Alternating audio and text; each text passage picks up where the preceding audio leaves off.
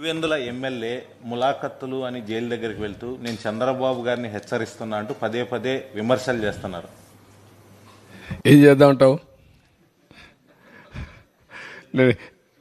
ఏం చేద్దారంట?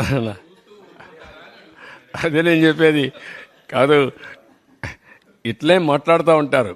ఇప్పుడు ఇంకోటి కూడా గుర్తుపెట్టుకోవాలి. రాజకీయ ముసుగులో కరుడుగట్టిన నేరస్తులు వచ్చి రాష్ట్రాన్ని లూటీ చేసి ఆ లూటీ చేసిన డబ్బులతో ఎక్కడికక్కడ బ్రైవింగ్ ఇచ్చేసి వ్యవస్థలకే ఒక ఛాలెంజ్గా తయారైపోయారు. అదొక సమస్య ఉంది నాకు. ఇక్కడ మీరు గుర్తుపెట్టుకోవాలి, వ్యవస్థలో 5 ఏళ్లు సంపాదించిన డబ్బులుంది. ఏ వ్యవస్థనైనా కొనే శక్తి ఉంది. ఆ వ్యవస్థను కొనే పరిస్థితికి వస్తారు. అందుకే మార్నింగ్ కూడా బ్యాంకర్స్ అని చెప్పాను, 200-500 రూపాయలు రద్దు చేయండి, క్యాష్లెస్ విలేజెస్ ఉండేట్టుగా ఎక్కడ చూసినా డిజిటల్ కరెన్సీ ప్రమోట్ చేయండి మీరు అని చెప్పాం. అవన్నీ ఏంటి మనం చెప్పేట్టు లాంగ్ టర్మ్లో ఒక వాల్యూ బేస్డ్ ఇవన్నీ. కానీ ఇప్పుడు ఎట్లా ఫేస్ చేయాలి? ఇవన్నీ ఉంటాయి.